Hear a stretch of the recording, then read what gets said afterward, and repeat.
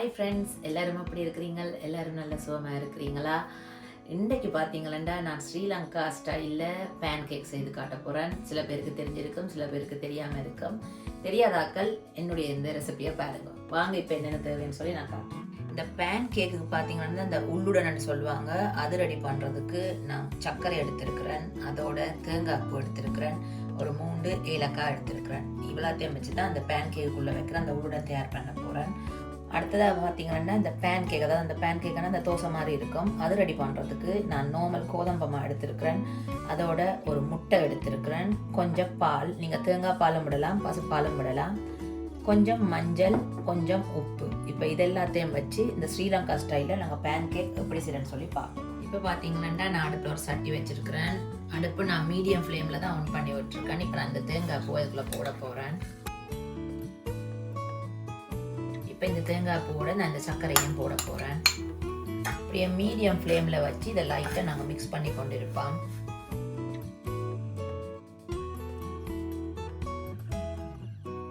இப்போ பார்த்தீங்கன்னா இந்த சர்க்கரை தேங்காய் போட சேர்ந்துட்டுது. நான் இப்போ இந்த ஏலக்காய் போட போகிறேன்.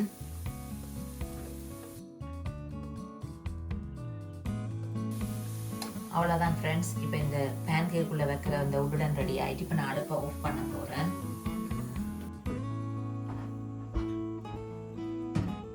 அடுத்ததான் நாங்கள் இந்த பேன் கேக்கு நான் சொன்ன மாதிரி இந்த தோசை மாதிரி ரெடி பண்ணணும். அப்போ அதுக்கு நாங்கள் இப்போ ரெடி பண்ண போகிறோம். நான் பார்த்தீங்கன்னா கிரைண்டரில் போட்டு தான் இப்போ நான் மிக்ஸ் பண்ணி எடுக்க போகிறேன். ஏன் கிரைண்டரில் போடுறேன்னு சொன்னால் இந்த துண்டு துண்டாக மாக்கள் இல்லாமல் வடிவாக அடிபட்டு நல்லா நீட்டாக வரும். அதனால் நான் கிரைண்டரில் போட்டு செய்ய போகிறேன். முதல்ல பார்த்தீங்கன்னா நான் பாலை விட போகிறேன். அதுக்கப்புறமா எடுத்து வச்சுக்க இந்த கோதம்பமா. அடுத்ததாக பார்த்தீங்கன்னா தேவையான அளவு உப்பு. அதுக்கு அடுத்ததாக பார்த்தீங்கன்னா கொஞ்சம் மஞ்சள் தூள். அப்போ தான் இந்த பேன் கேக் கொஞ்சம் நல்ல வடிவாக இருக்கும். அதுக்கு அடுத்ததாக ஒரு முட்டை. இப்போ இது எல்லாத்தையும் நான் இப்படியே மூடி கிரைண்டரில் போட்டு நல்லா அடிச்செடுக்க போகிறேன்.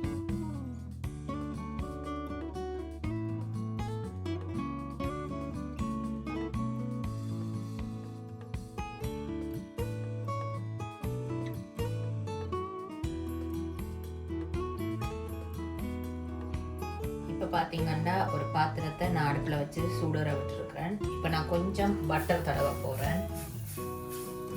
இப்போ நான் அந்த கலந்து வச்சிருக்கிற இந்த மா எடுத்து நல்ல மெல்லிசா தோசை மாதிரி ஊற்ற போகிறேன். சரியான ஈஸி. இதை நீங்கள் நினைக்கிற அளவு பெரிய கஷ்டமான ஒரு வேலை ஒன்றும் இல்லை. நல்ல ஈஸியாக நீங்கள் இது செய்யலாம்.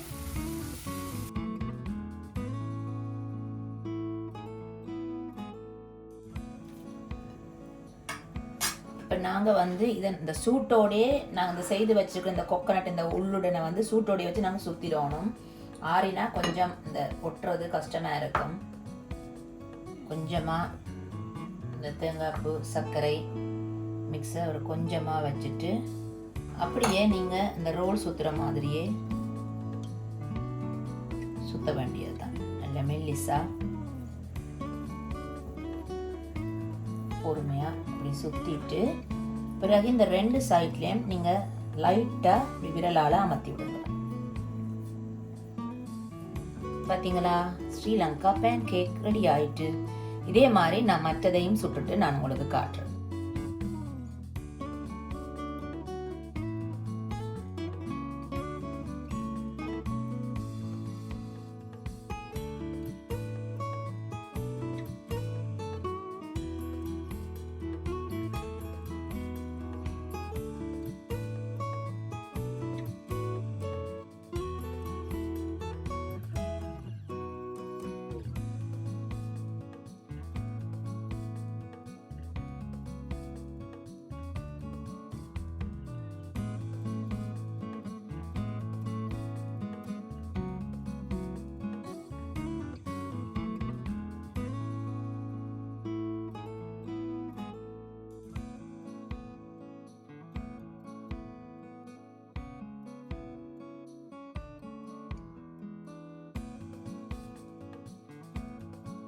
பார்த்தீங்கன்னா நல்ல சுவையான ஸ்ரீலங்கன் பேன் கேக் ரெடி ஆயிட்டு.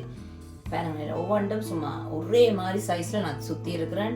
இப்போ இந்த பேன் கேக் எப்படி இருக்குன்னு நாங்கள் டேஸ்ட் பண்ணி பார்க்க போகிறோம். பாருங்க சும்மா என்ன மாதிரி நல்ல சாஃப்டாக இருக்குது. இப்போ நான் இதை கட் பண்ணி பார்க்க போகிறேன் எப்படி இருக்காண்டு.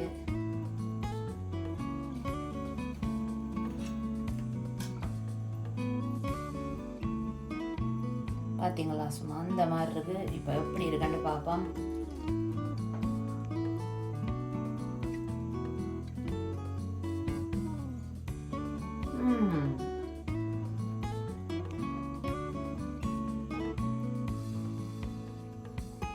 நல்லா சூப்பராக இருக்குது ஃப்ரெண்ட்ஸ். நல்லா சாஃப்டாக இருக்குது. இந்த தேங்காய் பூ இந்த இனிப்பு எல்லாம் நல்லா அளவாக இருக்குது. ஓவர் இனிப்பும் இல்லை. நார்மலாக பார்த்தீங்கன்னா நீங்கள் நிறைய பேன் கேக் வீடியோ பார்த்துருக்கலாம். சில பேர் வந்து பார்த்தீங்கன்னா இந்த உள்ளுடன் வந்து கொஞ்சம் டார்க் கலராக இருக்கும். அது காரணம் வந்து சர்க்கரையை பொறுத்தது. நான் போட்ட சர்க்கரை வந்து கொஞ்சம் லைட் கலர் சர்க்கரை, அதனால தான் கலர் இல்லாமல் இருக்குது. இதே நீங்கள் நல்ல டார்க்கான சர்க்கரையில் செஞ்சீங்கன்னு சொன்னால் நல்ல டார்க் சாக்லேட் கலராக இருக்கும். எல்லாம் ஒன்று தான், எல்லாமே இனிப்பு தான், கலர் மட்டும்தான் சேஞ்ச் ஆக போகுது. மற்றபடி இந்த பேன் கேக் நல்ல ஈஸியாக நான் உங்களுக்கு இன்றைக்கி செஞ்சு காட்டியிருக்கிறேன். இதோட நல்ல ஒரு பிளேன் டீம் போட்டு குடிச்சிங்கன்னா சூப்பராக இருக்கும். நீங்களும் வீட்டில் இதை ட்ரை பண்ணி பாருங்க. ட்ரை பண்ணி பார்த்துட்டு எனக்கு எப்படின்னு கட்டாயம் சொல்லுங்கள். அதே மாதிரி எனக்கு சப்ஸ்கிரைப் பண்ண எல்லாருக்குமே ரொம்ப ரொம்ப நன்றி. அதே மாதிரி தொடர்ந்து இந்த வீடியோக்கு சப்போர்ட் பண்ணுங்க. நான் இன்னும் வித்தியாசமான வீடியோக்கள் போடுறேன். வேறு என்ன ஃப்ரெண்ட்ஸ், நான் போயிட்டு நல்ல ஒரு பிளேன் டீ ஊற்றி இந்த பேன் கேக்கும் சாப்பிட போகிறேன். இன்னொரு வித்தியாசமான வீடியோவில் நான் உங்களை சந்திக்கிறேன். அது வரைக்கும் பாய்.